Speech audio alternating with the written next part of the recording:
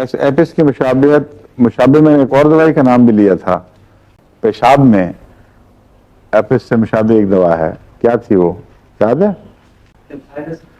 کینتھرس، right, جزاک اللہ. آپ کون ہیں؟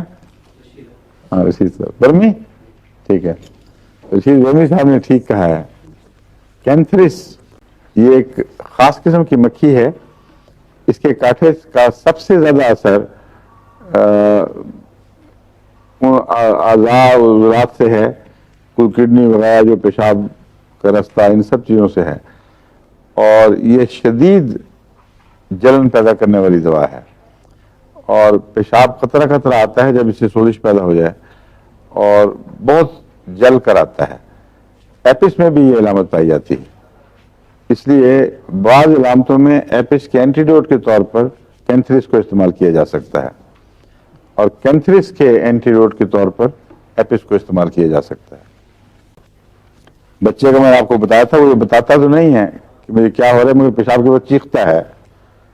جب پیشاب بھی بچہ چیخے تو عام طور پر ہومیوپیتھ کینتھرس دیتے ہیں اس کو پہلے، لیکن اگر کینتھرس کام نہ کرے تو ایپس بھی اثر انداز ہو سکتی ہے.